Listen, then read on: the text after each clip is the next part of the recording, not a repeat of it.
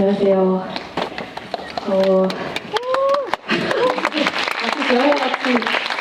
저희 영화같이 이렇게 앉아있는데 저는 우리들이랑 우리 집이라는 영화를 만든 윤가은이고요. 오늘 너무 좋아하는 감독님이랑 같이 좋아하는 영화의 주비에 끌려와서 너무 좋은 마음이고 감독님 소개해주세요. 네, 안녕하세요. 저는 그 소공녀라는 작품을 만든 전구이라고 합니다. 반갑습니다.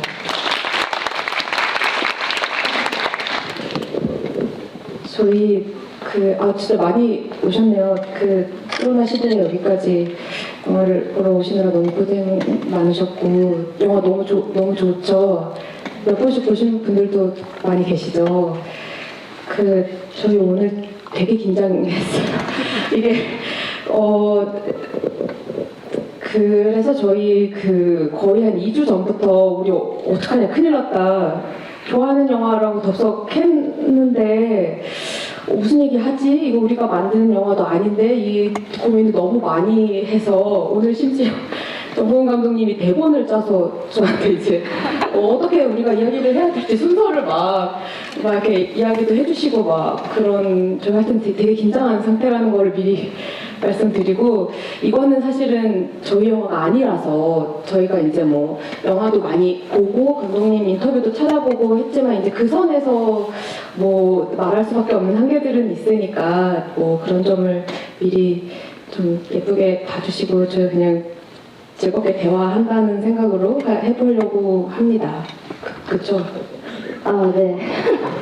아니, 사실 윤가은 감독님이 엄청 바쁘세요. 저는 무슨 연예인 수준으로 바쁘시길래 제가 이거 GV를 사실 두 번째 하는 건데 서울 아트 시네마에서 올해 초에 그 친구들 영화제 할 때 제가 추천작을 넣었어요. 그때 셀린 샤마 감독님 타오르는 여인의 조상인가 그 작품을 보고 거의 뻑이 가서 이분의 되게 빛나는 전작 톰보이를 너무 이렇게 공유하고 싶은 마음에 했는데 그때 GV를 하고 너무 망쳐서 GV를 트라우마가 생길 정도 남의 작품을 GV를 하는 건 하면 안 되는 일이다고 하고 집에서 거의 울고 있는데 그날 마침 가은 감독님 생일이었어요.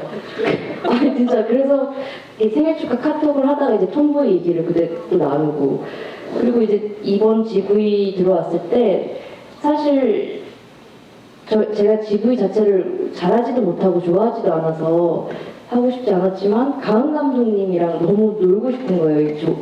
서로 좋아하는 영화를 가지고 그래서 제가 엄청 대시를 해서 가은 감독이 너무 바쁜데도 이렇게 와주셔서 오늘을 되게 기다렸습니다. 제가 그렇게 바쁜 건 아닌데 그냥 이번 주 일정이 좀 몰렸는데 저도 정 감독님이 하신다 그래서 전날 안 하겠다고 했다가 다음날 바로 네 이렇게 할게요. 근데 이건 어쨌든 너무 좋은 영화를 팬심으로 말할 수 있는 기회는 많지 않은 것 같아서 어쨌든 저희가 뭐 이렇게 만나게 됐고요. 그 얘기를 한번 해보면 좋을 것 같아요. 처음 이 톰보이 사실은 이게 2011년 영화거든요. 진짜 개봉으로 따지면 2011년 제작 이제 개봉 영화인데 이걸 2020년에 우리나라에서 개봉을 하는 이 초유의 사태 너무 놀라운 일인 것 같고 언제 처음 톰보이를 만나시게 됐는지 어떤 인연으로 궁금합니다. 저는 아까 말했다시피 서울 아트 시네마에서 이제 추천작을 의뢰를 받고 그때 여성 감독님들 영화를 되게 틀고 싶은 거예요. 그 여성 감독님들 영화만 저도 극장에서 본 경험이 많지 않아서 다들 좀 이제 그런 걸 원하는 시대가 돌아가지 않았나. 그래서 벼락치기로 혼자 여성 감독님 공부를 한창 하는데 타오르는 여인의 초상이 개봉을 했고 그럼 셀린 감독 이라는 사람이 너무 궁금해져서 공부하면서 그때 처음 톰보이를 봤어요. 처음 극장에서는 아니고요. 안 보고 근데 사실 포스터 하나 보고 완전 끌렸거든요. 이 포스터인데 누가 봐도 이게 딱 제목이 톰보이인 거예요. 그래서 이거는 제가 그런 냄새를 잘 맡거든요. 이게 내가 좋아할 영화인지 아닌지. 이것만 보고. 저는 거의 포스터에서 끝내기 때문에 취향. 그래서 봤는데 아 역시나 너무 좋아서 추천도 하고. 예. 언제 처음? 저 약간 자랑해도 돼요? 저 자랑해도 오늘이 그날이야. 저 이거 자랑하려고 하는데. 저는 오늘 날짜 찾아봤어요. 2012년 4월 19일.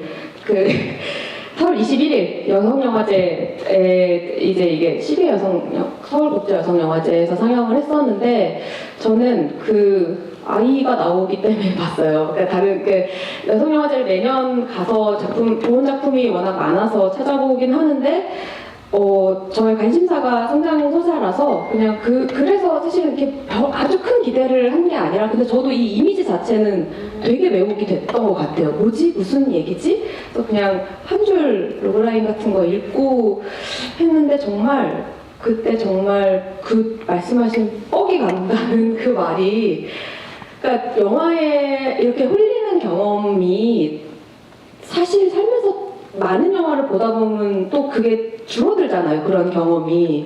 네. 근데 진짜 반하는 경험 같은 거를 좀 했고 근데 이게 또 뭔가 어딘가 내 얘기인 거야. 뭐 그런 여러 가지 것들이 막 저를 흔들어서 그때 그렇게 만났던 것 같아요. 그래서 이게 개봉한다 그랬을 때 진짜 놀랬고 이번에.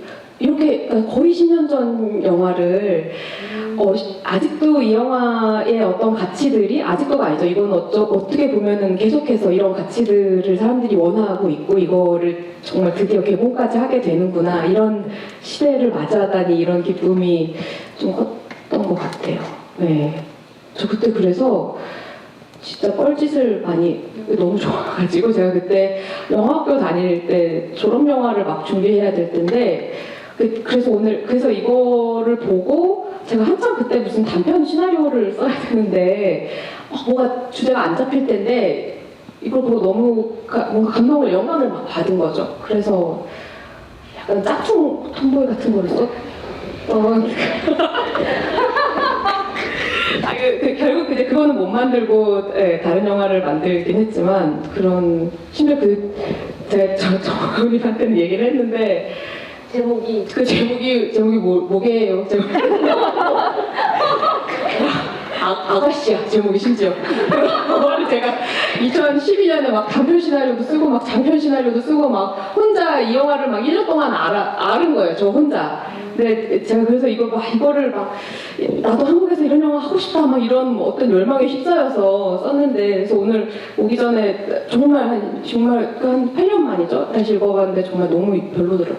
근데 안 맞는 게 너무 다행이라는 생각을 했던 게 적죠. 너무 GV 하신다고 그 8년 전에 쓴 시나리오를 찾아보셨다는 얘기를 듣고 저는 진짜 너무 놀라서 제가 그 학교 다닐 때도 안 하던 이 노트북을 가지고 거의 PPT 하는 마음으로 서로 같이 되게 열심히 다시 영화를 보고 뒤적거리고 그랬던 것 같고 그래서 그러면은 그리고 찍으신 영화가 우리들 그러니까 그 영화는 이제 이거는 세렌시아 감독님만이 할 수 있는 이야기다라는 이제 쓰니까 알겠더라고. 내가 어떻게 진짜 짝퉁을 만들어가지고 너무 창피하고 막 이야기 너무 구리고 심지어 오늘 일단 너무 빵 터졌는데 막 파란 원피스 나와 막 그 안에. 그러니까 막 완전 이거는 무슨 팬픽도 아니고 이상한 거를 써놨더라고요. 그러니까 죄송해요. 이런 우아한 영화 앞에서 이런 얘기를 하면 안 되는데 어쨌든 이렇게 그러니까 이 영화가 가진 매력이라는 게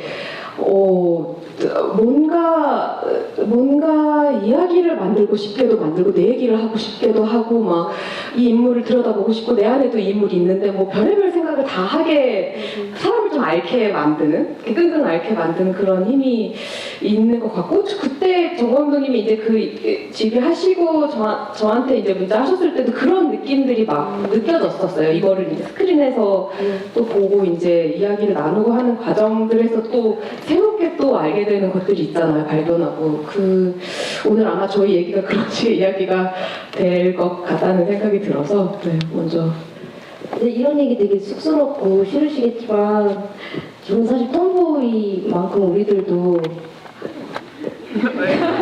훌륭하다고. 아니 진짜 저는 그렇게 생각해요. 아니 저 근데 레퍼런스로 준비할 때 정말 많이 봤었어요. 그러니까 여러 가지로 도움을 많이 받을 수 있었던 영화였고 어쨌든 네, 너무 TMI를 얘기해서 죄송합니다. 그 셀린 시아마 감독님은 이제 다 모두들 아실 텐데 잠깐 간단하게만 소개를 해주시면 될까요? 네, 저도 너무 길게 소개하는 거 재미없어 해서 간단하게만 소개를 하면 그분의 필모 1978년생의 프랑스 분이시고 워터릴리스 워터릴리스 2007년에 첫 장편 영화 그거고 톰보이가 2011년 두 번째 작품 그 다음에 세 번째가 걸우드 2014년 그 다음이 네 번째가 이제 타오르는 그 불초상 2019년인데 저는 그 영화를 한 편 찍고 버릇이 생겼는데 감독님들의 작품이 몇 년에 한 번씩 찍어지는가 그거를 이렇게 보는 버릇인데 2007년, 2011년, 2014년, 2019년 되게 꾸준히 찍고 계시구나. 그리고 약간 나이가 크게 차이가 안 나는데 이 필모를 약간 조사하면서 좀 자괴감에 들었던. 맞아요. 사실은 아까 잠깐 이야기를 하기도 했는데 톰보이 그 얘기부터 정말 죄송한데 제가 해야 되는 얘기를 깜빡해서 너무 죄송해요. 제가 오늘 얼마나 긴장했는지 아시겠죠? 톰보이 그러니까 지금 어쨌든 코로나 시대라서 저희가 이런 토크를 좀 하다가 질문을 받고 싶은데 이게 뭐 저희가 만든 영화는 아니니까 저희가 대답해 드릴 수 있는 한계는 있지만 같이 이야기를 나누는 차원에서 질문을 받을 수 있을 것 같아요. 근데 직접 마이크를 이제 건넬 수가 지금 없는 상황이라 그 오픈 채팅방이 있다고 해요. 그래서 그 카톡 접속하셔서 메뉴에서 채팅에서 새로운 채팅에서 오픈 채팅 클릭하셔서 돋보기 메뉴에서 톰보이 검색하시면 5월 21일 목요일 톰보이 시네마톡 입장 이렇게 해서 들어가시면 그 오픈 채팅 방이 열려 있대요. 맞죠? 네, 그래서 거기에 이제 질문을 이제 이게 저희가 이제 이런 토크 할 때는 저희 둘 다 멀티가 잘 안 돼서 지금은 못 보는데 이따가 이제 질문을 이걸로 확인을 하고 같이 이야기를 나눌 수 있을 것 같아서 아니 저는 사실 주시면 될 것 같아요. 감독님이 설명을 하시면서 이걸 어떻게 알아들으실까 했는데 엄청 빠른 속도로 사람들이 입장을 하고 있어서 진짜 요즘 분들 정말 대단하시다. 젊은 분들 저 사실 오픈 채팅 처음 들어가 봐가지고 이렇게 들어오시면 된다고 합니다. 그래서 혹시 질문하실 거리 있으시면 거기다 질문 남겨주시면 됩니다. 톰보이 얘기를 본격적으로 들어가 보면 감독님은 어떤 것 때문에 처음 보고 그 아트시네마까지 신청도 하고 어떤 연유로 톰보이에 끌리시게 됐는지 영화를 보고 나서 뭐가 제일 좋으셨는지 지금 노트북이 전원이 나가지고 갑자기 멘트 왔어. 괜찮으세요? 네. 어떡하지?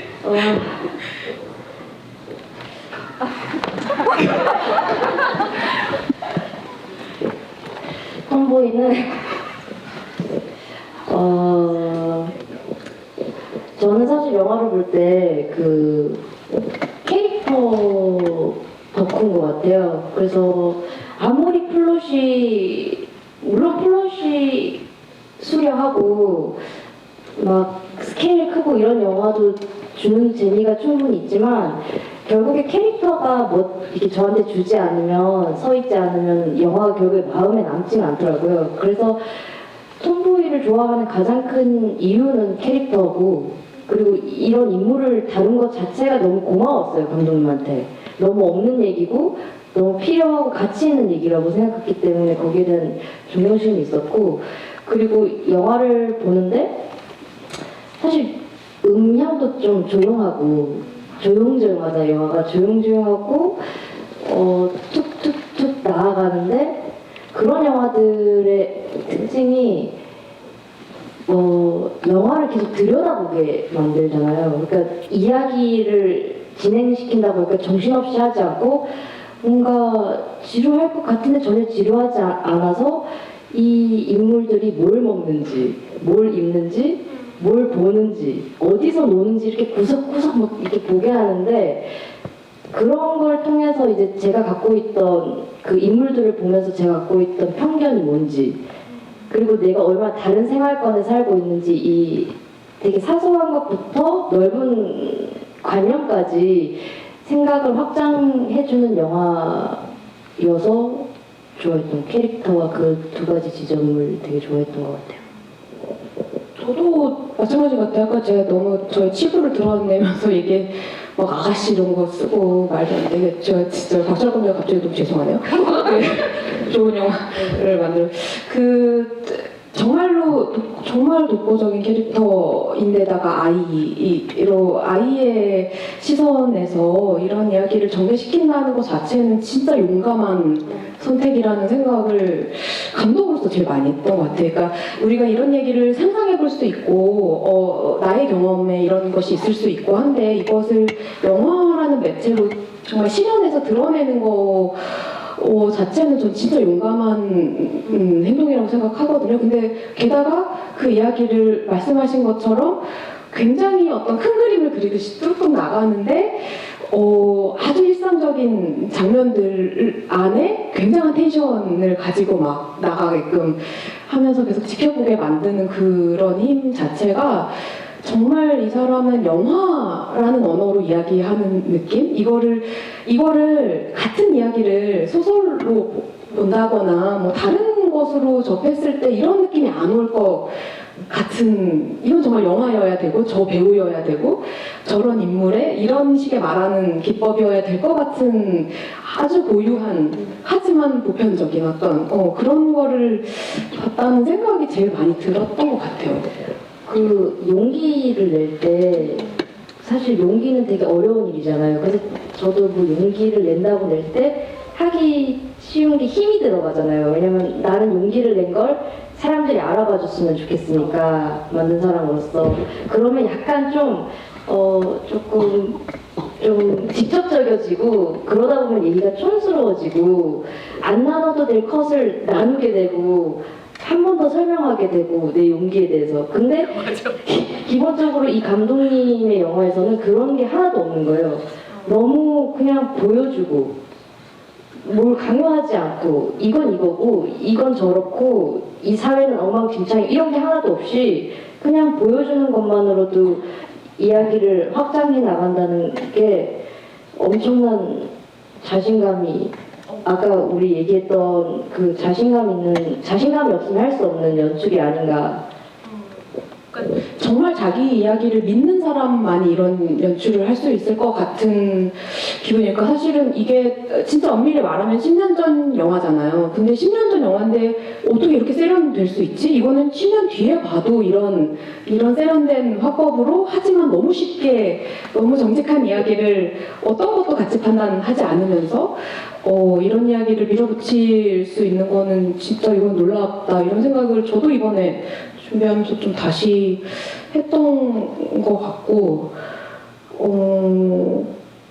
그 프로덕션 얘기를 좀 하면 좋을 것 같은 게 그 약간 이게 감독들한테 약간 좌절되는 어떤 수치들이 있잖아요. 근데 감독들한테는 수치 자체가 좌절인 것 같아요. 그냥 얼마 만에 썼고 이 영화를 얼마에 걸려서 찍었고 결과가 몇만이 들었고 뭐 몇 개를 상을 받고 이런 거 수치화돼서 이제 내 영화가 평가가 될 때는 뭐 그게 사실 되게 좋든 안 좋든 유쾌하진 않은 경험인 것 같아요. 왜냐면 한 번도 영화를 할 때 수치로 접근한 적이 없으니까.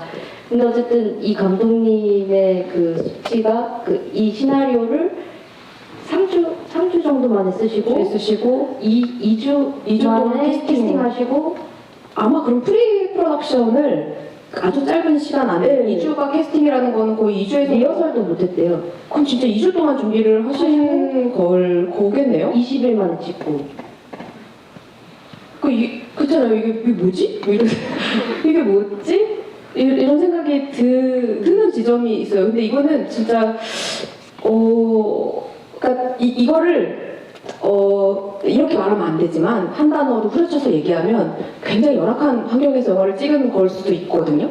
그러니까 저 예산에 시간이 많지 않고 그랬을 때 이 시간과 이 환경을 어떤 식으로 받아들이고 소화해서 좋은 영화를 내는가, 이것이 작품의 완성도랑도 연결이 되고, 그거는 사실은 내가 이렇게 해서 어떤 영화를 만들어야지 목표로 하는 것 이상으로 정말 어떤 이야기의 본질에 대해서 알고 있을 때, 어떤 핵심적인 가치에 대해서 알고 있고 해야 되는 게 분명할 때 이런 프로덕션이 가능한 것 같은 느낌이 좀 있었던 것 같아요.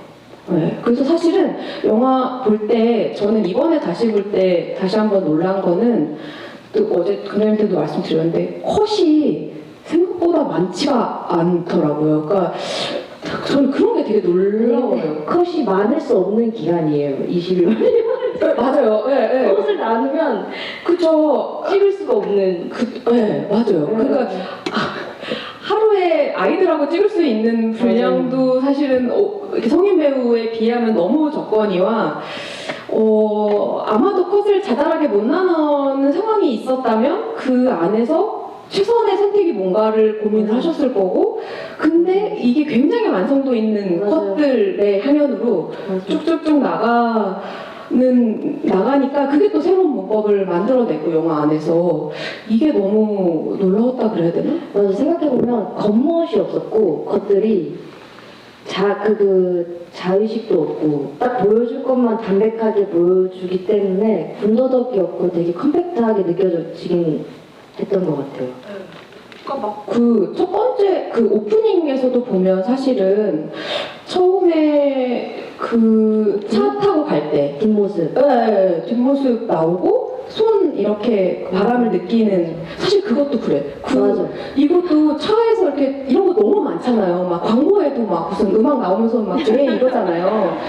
근데 이 영화도 사실은 그렇게 이게 찍을 때 그 생각을 감독님이 안 하셨을까 이런 고민을 하게 되는 거예요. 근데 여기는 그렇게 안 보이는 거야. 이 손이 올라오는 어떤 감각과 그것이 펼쳐질 때 그 아이 손이 느껴지는 그것은 제가 익히 봐왔던 그 클리셰가 아닌 너무 다른 것을 감각하는 것 같은 느낌으로 찍혔고, 그 다음에 뭐 얼굴, 아빠가 잡고 있는 거, 사실 얼굴이 끝이에요. 이거는 사실은 굉장히 작은 컷으로 도르라는 인물이 어떻게 어딘가로 어떤 세계로 들어가는 느낌? 어떤 새로운 세계로 들어가고 있고, 그것을 저는 약간 그렇게 느낀 것 같아요. 아빠라는 인물을 이제 어떻게 바라볼지는 전부 다르시겠지만 어쨌든 부모가 그 밑을 약간 지탱해주고 있는 느낌도 좀 들고, 그러니까 얘가 그러니까 적어도 집이 얘를 버리는 집은 아닌 어떤 식의 안전망 안에 들어와 있는 느낌이 들었어요. 근데 얘가 앞으로 떠날 모험이 새로 시작되는 느낌이라고 해야 되나? 그런 전혀 다른 걸 느껴서 엄청 신기하고. 그래요? 어떻게 느끼셨어요? 저는 이상하게 저도 이 영화를 보면서 그 지점을 되게 고민했던 게 왜 이렇게 어른들이 마음에 안 들지? 저도 마음에 안 들기는 아니, 하고. 근데 그게 이렇게 처음부터 그랬어요. 그래서 그 처음에 아버지가 이렇게 운전을 뭐 가르쳐주고 이런 느낌의 그 아까 말씀하신 이게 가족이 뭔가 받쳐주고 있다는 느낌보다 일단 그냥 이 주인공이 갖고 있는 어떤 고독함이 보이기 때문에 이 아버지가 좀 허술해. 저는 좀 그렇게 보였던 것 같아요. 약간 오히려 그게 이 가족이 이 친구한테 되게 한탄하거나 이렇게 기댈 수 있는 거라기보다는 괜찮은 가정이지만 결국에 이 주인공은 혼자 성장하는 건 혼자 일이잖아요. 그래서 그게 조금 쓸쓸하게 느껴졌던 앞이긴 해서 되게 신기하다 이런 생각이 들어요. 근데 저도 약간 그 생각이 있었던 것 같아요. 그러니까 이런 거죠. 부모가 더 악랄할 수 있었을 것 같다는 생각이 들어요. 그러니까 이야기를 짧게 생각해 보면 부모가 얘를 정말 무시하고 핍박하는 부모일 수도 있는데 적어도 그렇게까지는 아닌 느낌은 있는 거예요. 그렇죠, 그렇죠. 근데 얘는 저는 운전 이렇게 하는 장면이 얘가 스스로 뭔가 자기 삶을 이렇게 스스로 작동해 나가려고 이제 준비하나? 그런 느낌을 좀 받았던 것 같아요. 그거를 이 부모가 용인해주나 스스로 통보하라는 이제 뭐 뒤에 가면 이제 엄청난 장면들이 나와서 뒤에는 이제 약간 저도 현타가 와가지고 뭐지 막 이런 순간들이 있었지만 약간 얘 어떤 저는 약간 안정감 같은 걸 느꼈던 것 같아요. 오히려 고독은 조금 그 지나서 조금 쌓였던 것 같고 이게 근데 진짜 놀랍네요. 같은 장면을 보고 굉장히 다양한 감정을 느끼게 한다는 게 기본적으로 좀 부정적이어서 그런 것 같아요.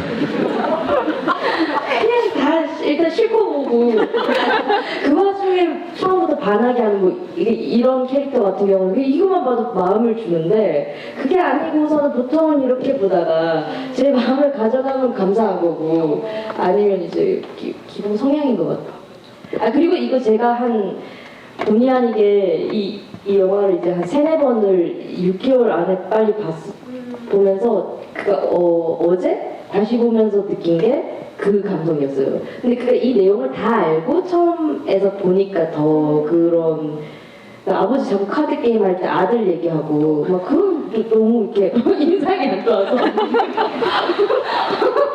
그래서 사실 아빠 집에도 잘 없잖아 사실은. 뭔가 되게 날싸한 척 하는데 근데 맞아 더 싫은 거예요. 약간 마초 아버지 꼰대 아버지만큼 미운 왜 미웠지? 폭력적이지 않은데 왜 이게 미울까? 맞아. 네. 그치 맞아 그런 게 있네요. 갑자기 생각해보니까 갑자기 나 화가 나려고. 약간 카드 게임 하면서도 뭐 파인애플, 앵두 뭐 이런 얘기를 할 수 있는데 그 카드 게임에도 뭐 무슨 오두막 아들이 어쩌고 저쩌고 이런 단어들이 뭐 결혼하겠습니다. 이런 게 그렇게 생각 없이 들어간 또 대사들은 아닐 것 같았고 또 와닿. 갑자기 웃겠네요. 아버지는 죄가 없는지 모르겠어요. 저는 부정적이었어요. 아니 그러니까 부모가 우리가 부모에 대해서 그러니까 뭔가 주인공의 부모에 대한 설정들을 이제 뭐 쓰거나 이제 만들 때 그 고민을 진짜 많이 하게 되는 부분들이 있는데 어디까지 부모들이 나쁠 것인가 뭐 혹은 어디까지 이 아이를 케어할 것인가 무엇이 사실적이고 무엇이 더 진실에 가까울까 이런 고민들을 분명히 이 감독님도 하셨을 텐데 저는 약간 이거 좀 다른 차원에서 그 엄마가 임신한 상태고 아빠는 그 말씀하신 것처럼 이제 뭐 밖에서 일을 하는 그러니까 뭐 이렇게 원래 아마 이사 온 데에서 뭐 하여튼 일을 좀 가야 되고 이런 것들이 있어서 부재하는데 엄마는 또 아주 살가운 편은 또 아닌 것처럼 느껴지는 부분들은 있거든요. 그러니까 이게 아마 임신하고 지금 이 집안일을 모두 혼자 관장해야 되는 어떤 엄마의 스트레스도 있을 것 같고 근데 약간 그러니까 제가 기대하는 그러니까 아주 전형적으로 엄마는 이런 순간에 애한테 이렇게 대할 거야 뭐 아빠는 이런 순간에 이렇게 대할 거야가 좀 뭐라 해야 되지 생각하지 못한 전형성을 좀 깨는 모습으로 나와서 좀 그게 약간 좋았던 점도 있었던 것 같아요. 근데 그거는 문화권이 달라서 그런 거 아닐까요? 이게 프랑스라서 그러니까 제가 사실 프랑스에서 나고 자라지 않아서 그들의 디테일한 문화권을 모르지만 어쨌든 또 다를 거 아니에요. 그래서 외국이라서 좀 이런 건가. 그래서 아주 좋아 보이긴 했어요. 저도 또 한국 가정보다는 충분히 이런 거죠. 이런 아이가 한국 가정에 있다면 막 이런 생각 들잖아요. 어떡하지 막 부모들이 절대 이해할 수 없을 것 같고 애초에 저렇게 안 둘 것 같고 막 아니 마음이 아픈데 맞아 보다 보면 그래도 이게 프랑스여서 다행이다. 진짜 그런 생각 저도 했던 것 같아요. 진짜 한국 가정이었으면 그런 생각을 좀 초반에 좀 했던 것 같고 내 마음 다 가져가 이제 나는 여기에 내 영혼을 바칠게를 저는 사실은 초반에 장이 나올 때 이미 이제 끝났다 게임 끝났다 나는 이제 큰일 났다 이 영화 사랑에 빠질 수밖에 없다 이런 생각이 저는 좀 많이 들었는데 어떠셨어요 동생은? 이거는 뭐 이 동생이 귀엽지 않다는 건 약간 뭐가 결여가 되지 않고서는 그건 마치 너무너무 자연스러운 건데 사실 저는 또 조금 삐딱한 편이어서 이거 너무 반칙이 아닌가. 이거는 그냥 너무 귀엽고 사랑스러운 사람을 이렇게 내보내면은 당연히 내 마음을 가져가는 장치로 그래서 그때보다는 저는 제가 이렇게 제 마음이 확 갔던 순간은 그 미카엘이 이사 와서 이렇게 아파트 주변을 혼자 이렇게 걸어가는데 이 리사가 처음 등장하는 장면 계단에 있다가 너 친구 찾니? 이러는데 그러고는 거기 손맛 완전히. 숲으로 데려가 자기 이렇게縄張리로 자기 놀이터로 자기 어떤 공간으로 데려가잖아요. 근데 생각해보면 너무 그리운 순간인 거예요. 그래서 저한테는 이제 있던 친구도 말라가는 이 나이가 되고 나서는 또 얼마 전에 이사를 해가지고 더 그 장면이 와닿았을 수도 있는데 제가 제 집 근처를 이렇게 둘러본다고 누가 너 친구 필요하냐고 해줄 사람이 없는 나이다 보니까 요즘 제가 친구가 고파서 그런지 너 친구 찾니? 이러고 이름 뭐야? 이러고 바로 친구가 되는 그 순간이 이제 판타지가 됐고 너무 그리운 순간이어서 확 마음이 갔던 것 같아요. 그러니까 이게 그 어린 시절에 사실 이게 이 친구들 뭔가 핸드폰을 쓰는 것도 아니고 시대가 불분명한 느낌이 있어요. 근데 저거는 그러니까 내 어린 시절 같기도 하고 지금인 것 같기도 하고 모르겠지만 되게 묘하게 그 말씀처럼 이건 프랑스 소녀의 이야기인데도 이게 뭔가 나를 막 자극하는 나의 어린 시절을 기억하게 하고 그리워하게 만드는 어떤 세팅이 좀 이미 돼 있는 게 아닌가 싶기도 하고. 그러니까 그게 그 인터뷰를 찾아보니까 그 폰을 그러니까 그 질문자께서 약간 핸드폰도 안 나오고 약간 옛날 시대 같기도 하고 시대를 좀 알 수 없게 찍으셨는데 의도냐고 하는 질문에 셀리시아마 감독이 그렇다. 왜냐면 그런 걸 초월하는 어떤 순간을 그리고 싶었다라고 하신 사실 정확한 건 여기 다 적혀있는데 들어왔어.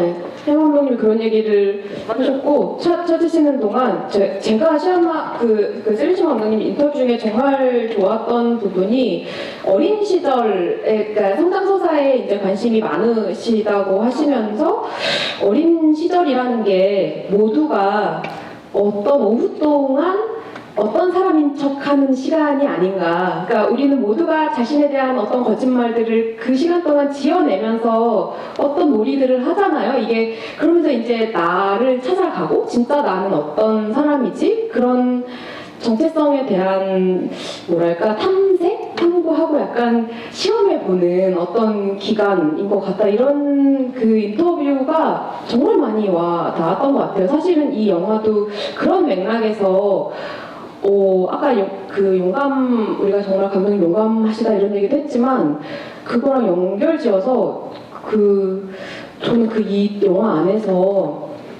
너무너무 볼 때마다 진짜 너무 이 감정을 어떻게 표현해야 될지 모르겠는데 엄청 통쾌하기도 하고 너무나 짜릿짜릿한 어떤 기분이 드는 장면이 있는데 초반에 그 노르가 애들이 이제 침 뱉고 남자애들이 축구하면서 침 뱉고 뭐 어떤 것 이렇게 우통 까고 막 이런 거를 이제 면밀히 관찰하고 집에서 연습하고 나가서 실행하잖아요. 그 실행하는 장면 정말로 자기가 이것을 시험해보는 거 내가 이런 역할을 한번 시도해보겠어 라는 어떤 결심과 동시에 우통도 확 까고 침도 뱉어보고 그 시도를 하는 장면이 볼 때마다 사실 되게 초반에 위치해 있는데 뭐를 막 내가 저런 시절 나도 저런 탐색을 해보면서 나를 가지고 나를 던져가면서 굉장히 용감한 어떤 시도를 해본 적이 있었나? 이런 고민 이런 이제 생각도 좀 하게 되고 갑자기 이 얘기가 했지? 모르겠어요. 그냥 좋아하는 장면 얘기하고 싶었나 봐요. 뭐 그런 생각이 좀 들고 감독님 뭐 찾으신 거 아니에요? 아니 제가 노트북이 들어와가지고 이제 저희가 재밌게 인터뷰 구절들을 찾다가 감독님이 좋았다는 그 오후에는 다른 사람 행사하는 시간이다 뭐 이런 얘기를 하는데 그 오픈 채팅방에 한 질문이 눈에 들어와서 레즈비언 서사로 읽을 수 있는 지점들에 대해 얘기해 주실 수 있나요? 라고 하신 분인데 이거에 대해서 정확히 셀린 시아마 감독님의 인터뷰 구절을 읽어드리면 될 것 같아서 그 질문자가 이게 아마 토리노에서 인터뷰한 기사인 것 같아요. 그래서 그 질문자가 분명히 미카엘이 트랜스젠더인지 레즈비언인지 등등의 이런 화두가 있는데 처음부터 그 캐릭터를 어떻게 보셨습니까? 라는 질문을 했을 때 감독님이 대답하시기를 캐릭터를 만들 때는 모든 가설들을 열어두고 싶었다. 답을 피하기 위해서가 아니라 좀 더 복잡하고 정확하게 하기 위해서다. 근데 저는 이 말이 너무 정확한 거예요. 그러니까 이게 되게 나이브한 대답이 아니라 이 이야기를 통해서 훨씬 더 복잡한 거 그리고 그걸 정확하게 가닫고 싶어서 열어뒀다. 이거 되게 열어두는 건 되게 쉬운 일이거든요. 되게 무책임할 수 있어요. 그리고 하는 말이 그것이 그러니까 그 트랜스젠더가 이 영화를 보고 이게 내 어린 시절 같다. 라고도 말할 수 있었으면 좋겠고 이성애자들이 이 영화를 보고 이게 내 어린 시절을 생각나게 한다 라고 둘 다 말할 수 있는 영화가 됐으면 좋겠다. 그 영화는 이 영화는 유대감을 그렇게 하면 유대감을 만들게 되는데 이게 자기가 되게 자랑스러워하는 부분이래요, 이 영화를 가지고. 근데 전 정말 이게 좀 소름 돋을 만큼 정확하고 좋은 답변이어서 한편으로는 이렇게 감독은 이렇게 말을 잘해야 되는데 나는 글러 먹었다 이런 생각, 이게 자괴감을 또 한 번 인터뷰에서도 줘야 되나 이런 답변이 있어서 읽어드리고 싶었습니다.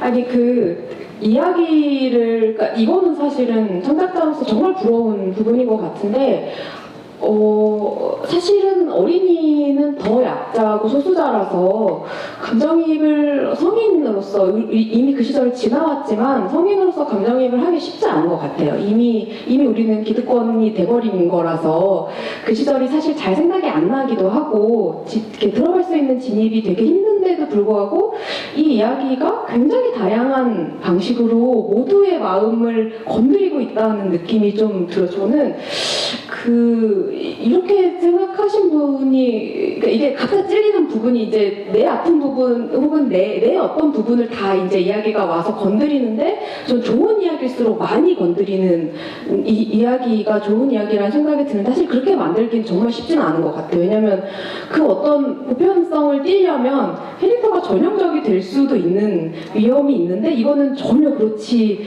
않은 굉장한 고유한 어떤 아이를 들여다보고 있는데 어떻게 그 아이가 나라고 느끼지? 이 지점은 너무 신비로운 작용인 것 같고 저는 약간 이상한 거에 또 꽂혀가지고 이 영화 보다가 장녀잖아요. 이게 저한테 막 꽂히는 거 동생을 저 진짜 장녀예요. 그래서 그러니까 이게 저를 이게 동생과의 어떤 관계에서 보여지는 심지어 이제 그 리사가 불러서 이제 자기 놀러가 되는 어떤 장면에서도 잔을 끌어다가 일부러 무릎에 앉혀서 나 놀다 올게 이런 얘기 하잖아요. 그러니까 이 동생을 대하는 태도 같은 데서 이 로르의 성격, 그러니까 이 부분이 나오고 엄마가 뭐 이런 말 저런 말을 할 때 동생을 케어하면서 그리고 또 어떤 순간 동생을 돌보고 그리고 약간 저는 부모님의 눈치를 보고 있는 장면들도 좀 몇 장면 느껴졌거든요. 그러니까 이 모든 그 감수성을 끌어안고 이 영화가 나가고 있어서 약간 이게 아까 저도 이렇게 해서 보다가 제 영화 중에 이제 우리들이란 영화에 윤이란 인물을 그리는데 잔이란 캐릭터가 영향이 있었는지 궁금해 너무 영향이 있었고요. 네, 뭐 이거 그러니까 솔직하시다. 네, 그럼요. 이거는 너무 보이잖아요. 뭐 이거 개봉했는데. 네, 그러니까 뭐라 해야 되지?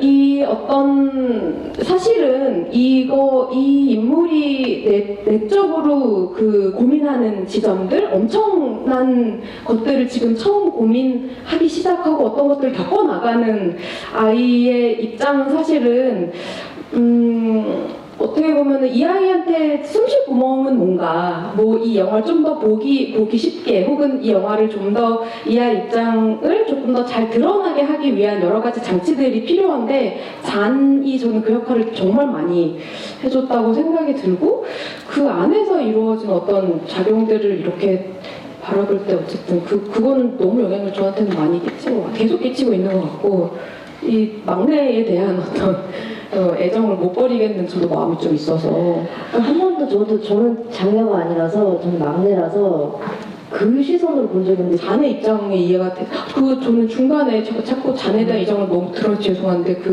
잔이 혼자 있는 있는 장면들 있잖아요. 그 언니가 놀러 간 다음에 막 춤추기 전에 혼자 그림 그리다 이렇게 그런 장면이라던가 리사가 와서 미카엘 있어 근데 애가 둘러대잖아요. 저 그때 솔직하게 얘기할 줄 알았는데 없어 그러고 한 다음에 혼자 앉아 있잖아요. 막 그런 심정 이해가 가세요? 저는 근데 그 오빠가 있었고 저희 두 남매인데 오빠 오히려 그 장면의 시선 전혀 이해가 안 갔어요. 그 모르니까 나는 모르는 세계. 근데 오히려 그 동생한테 되게 이해가 됐던 지점은 기억 따라가고 싶어 하잖아요. 저 그 마음 너무 이해했어. 왜냐면 오빠가 노는 세계가 훨씬 즐거워 보이고 그리고 남자들이 막 칼싸움하고 막 너무 끼고 싶은데 내가 여자라고 끼워주지 않고 그래서 오빠한테 그게 끼고 싶어서 너무 잘 보이려고 했던 제 자신의 그 어린 시절도 생각나고 그 끼고 싶어서 제가 공부를 그때 당시 되게 좋아했는데 어릴 때 크면서 안 싫어했거든요.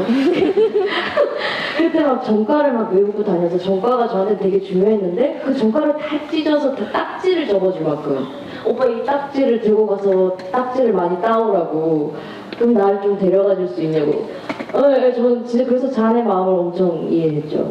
제 동생이 자꾸 저를 따라오려고 그래요. 그렇죠. 근데 그렇게 떼놓고 가려고 하더라고요. 예, 그쵸. 근데 얘는 같이 가잖아. 이건 진짜 엄청난 마음이거든요. 이런 마음은. 우리 오빠는 그러지 않았어요. 이런 얘기인데. 그러니까 이렇게 뭔가 가닿는 지점이 맞아요. 아마 장면들마다 어떤 부분에서든 마음을 막 건드리는 게 있는 것 같다는 생각이 좀 많이 들어요. 이거는 진짜 놀라운 이런 보편적인 어떤 소설을 어떻게 획득하게 되셨을까? 이건 정말 이 주제에 대한 굉장한 고민과 탐구가 굉장히 오랜 시간 있는 사람만이 이런 이야기를 다룰 수 있겠구나 이런 생각이 좀 많이 들었던 것 같아요. 근데 그 인터뷰에서 되게 또 인상적이었던 게 감독님이 말씀하신 것 중에 연상이었던 게 그 질문자의 질문은 왜 이 시기를 선택했냐였지만 그 대답이 되게 와닿았던 건 자기는 뭐 앞에 여러 설명이 있었지만 저한테 나온 건 자기는 알고 있는 걸 이야기해야 한다고 생각한다. 내가 모르는 이야기를 할 때는 클리셰에 빠지게 된다. 근데 저는 요즘에 이제 글을 고민하는 사람으로서 또 뭐 이 말을 치면서 어쩐지 내 영화가 자꾸 클리셰로 가더라. 자꾸 모르는 얘기를 욕심내서 하려고 하다 보니까 그래서 감독님이 잘 아는 이야기이기 때문에 이렇게 잘 나올 수 있지 않았을까. 갑자기 제가 썼던 톰보이 짝퉁이 왜 그렇게 나오는지 알 것 같은 느낌.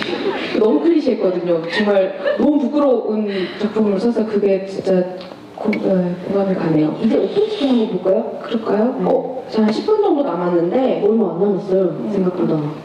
질문이 엄청 많은데?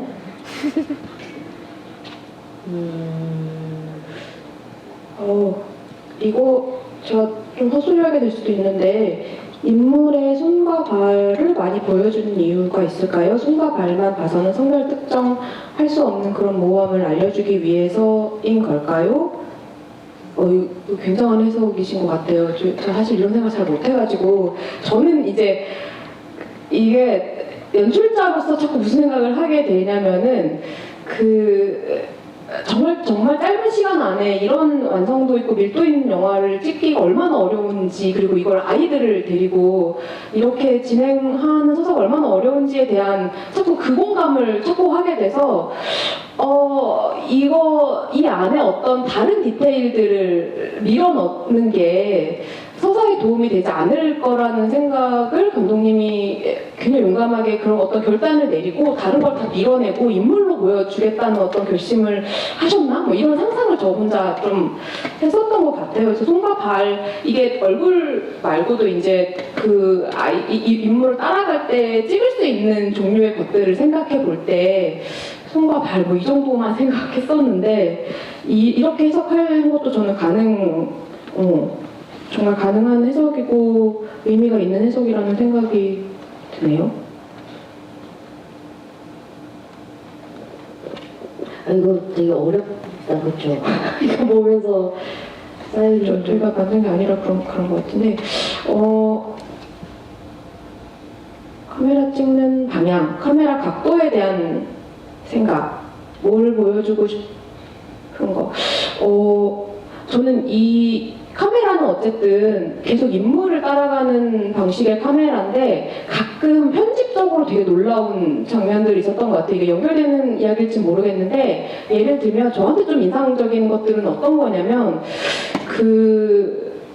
이 옷 뺏기 처음에 놀이할 때 이렇게 떼서가지고 서로 막 리사랑 미카엘이랑 이렇게 서로 막 엄청난 텐션 속에서 막 이렇게 빙글빙글 돌면서 하다가 리사가 네가 지금 집어가면 애들도 좋아할 거야 이렇게 얘기해주고 확 뺏어가고 저는 그러면 카메라가 미카엘을 따라갈 줄 알았거든요.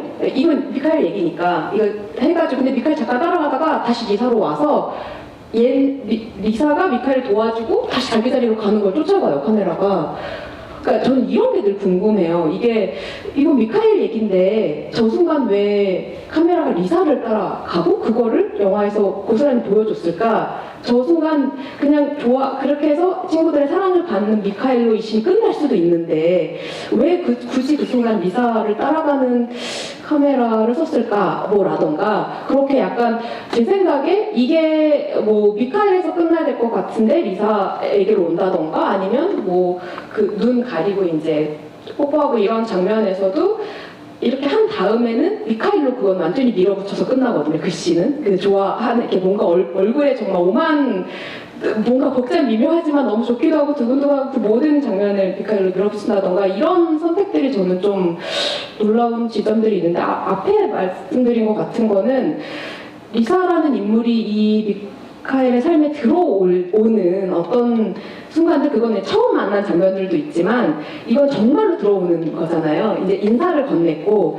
이 어떤 놀이 끝에 리사가 미카엘의 삶으로 들어오는 건데 그 순간을 미카엘이 볼지 안 볼지는 모르겠지만 정확히 영화에서 그 리사라는 존재가 미카엘에게 얼마나 중요한 인물이 될지에 대한 것을 저런 대담한 카메라로 보여주나? 이런 생각을 저는 좀 했던 것 같아요. 이게 연결이 되는지 모르겠지만 카메라 방향, 카메라 자체 네, 리사 얘기가 나온 김에 인터뷰에서 리사 관계에 대한 질문 중에 제가 또 인상 깊었던 건 질문자가 미카엘과 리사의 관계에 대해서 질문을 해요. 사실 저는 리사도 되게 멋진 친구라고 생각하거든요. 왜냐면 자기 입장에서는 상처 받을 수 있잖아요. 근데도 이렇게 결국에는 그거를 그대로 받아들이고 다시 손을 내밀잖아요. 진짜 멋있는 사실 리사 진짜 멋있다라는 생각 마지막에 했는데 어쨌든 감독님은 이제 질문자가 미카엘이 리사에게 감정이 있다고 느끼는가 아니면 그 상황에서 자기가 소년이 해야 되기 때문에 생각하는 것을 행동으로 옮겼는가라는 되게 질문이 되게 훌륭하다고 생각했었는데 감독님이 답변하시기에는 그 둘 다인 것 같다. 이 영화는 미카엘이 리사에 대해 느끼는 감정이 모호하다. 저도 그렇게 느끼기는 했는데 그래서 그 혼란이 같이 있는데 또 멋있는 말을 하셨는 게 이 톰보이는 왜 이런 행동을 하는가에 대한 영화가 아니라 어떻게 하는지에 대한 영화다. 그러니까 why가 아니라 how에 대한 영화다. 그리고 이 캐릭터는 미래를 이렇게 투영하는 그런 게 아니라 현재를 이야기하고 보여주는 영화다. 그게 내가 만들고 싶었던 어린 시절의 초상화에서 공정해지는 방법이었다라는 인터뷰가 되게 인상적이어서 읽어드릴게요.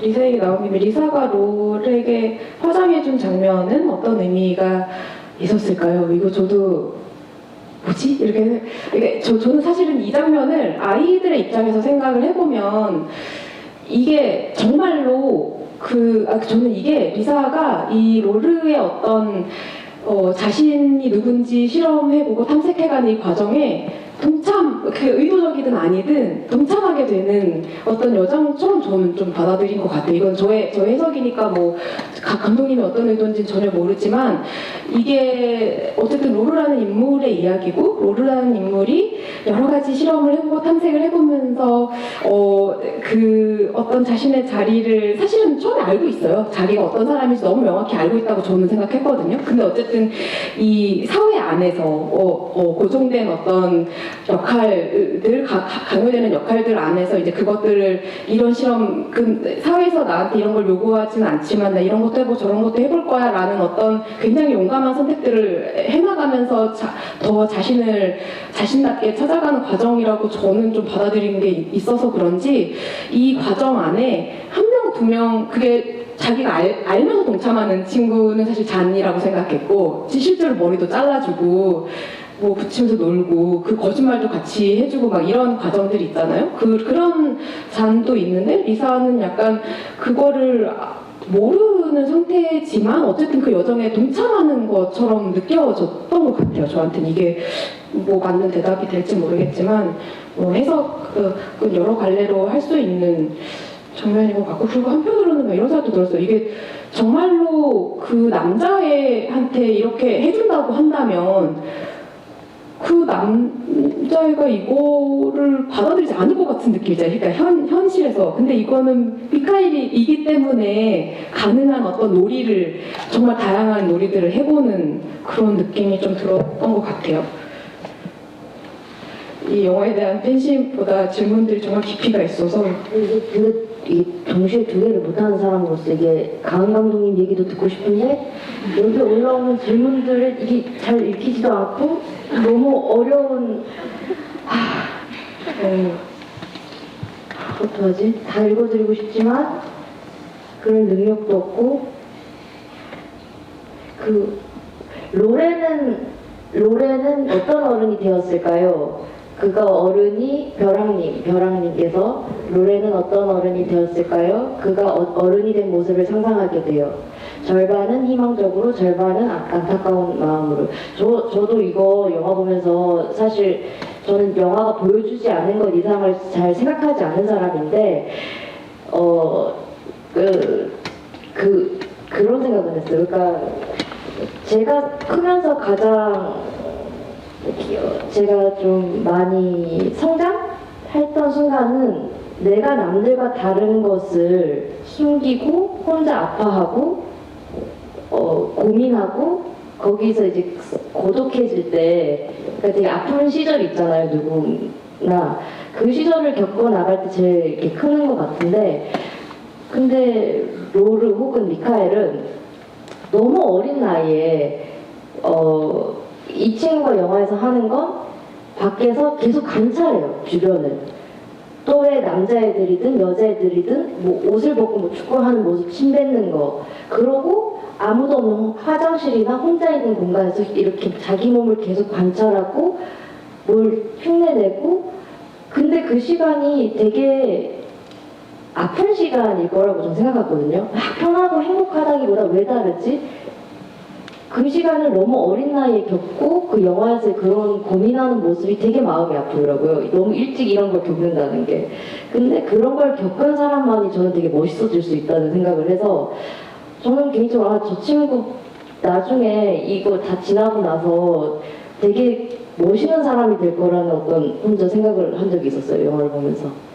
동생도 멋있고 본인도 멋있고 이 시간을 통과하면은 저는 그렇게 생각했던 것 같아요. 저도 비슷한 생각인 것 같아요. 그러니까 저는 사실은 그 셀시마 감독님 영화들의 엔딩이 정말 미친 엔딩, 영화들 다 미친 엔딩. 그래서 거루드도 약간 그런 느낌이 있는데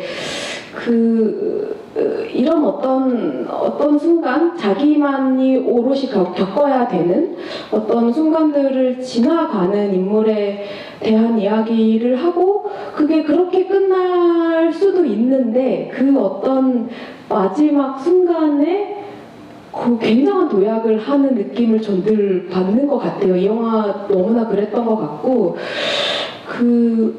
웃잖아요. 그 웃음이 아까도 얘기했지만 그 살짝 고속 비슷하게 약간 걸려서 싹 그것에 이제 방점을 찍어 그게 이제 방점이라면 이 영화에 찍힌 방점이라면 그 부분인 것 같은데 그 어떤 찰나의 순간에 저도 이 친구는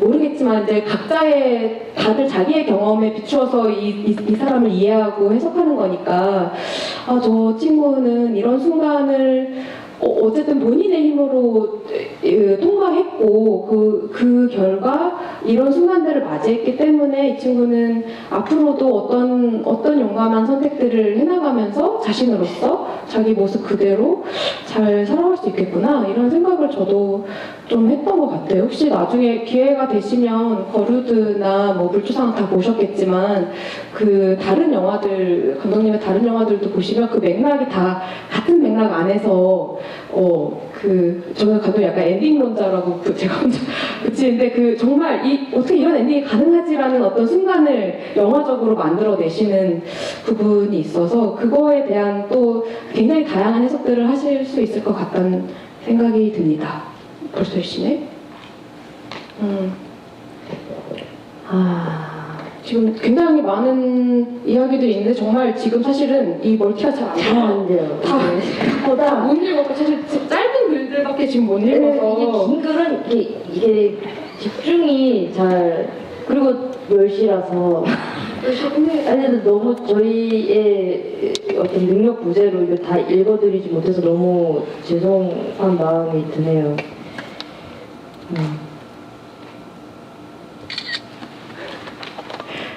앞에서 끝내야 된다고 계속 신호를 주셔가지고 아니 이게 저도 이렇게 될 줄 몰랐는데 이거 나름 저 어제 막 신분록하고 나름 되게 열심히 저희 되게 2주를 준비했는데 이게 너무 많이 이야기하다 보니까 하겠다. 흥분해가지고 약간 진입도 못한 느낌이 살짝 드는데 어쨌든 영화 보신 분들이 저희보다 더 많이 가셨을 거라고 생각이 들고 저 정말 좋은 영화라고 생각이 들어요. 그리고 이거를 저도 이제 그러니까 8년을 이제 매년 봤던 것 같아요. 그 영화 준비할 때 레퍼런스 스태프분들한테 이제 계속 보여드리고 이런 영화는 보여주지 않으면 사실은 모르잖아. 이 감각들이나 이 태도, 영화적인 시선이나 태도를 모르니까. 근데 매번 볼 때마다 좀 다른 감상을 하게 만드는 굉장히 놀라운 영화인 것 같고 그 시절의 내 고민들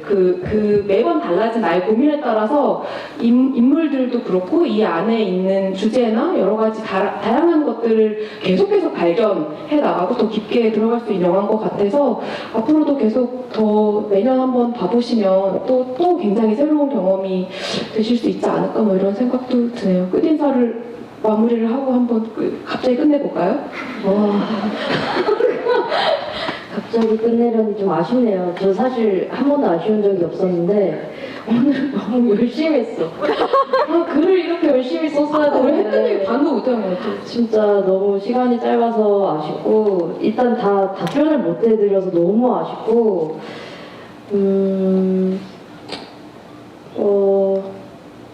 앞으로 계획 있으세요? 너무 갑자기 저는 아니 글을 써야 되는데 뭐 아까 서로 각 앓고 있는 통증이 비슷한 것 같지만 고민이 많은 시기인 것 같고 글 쓰려고 하고 있습니다. 감독님은 계획이 어떻게?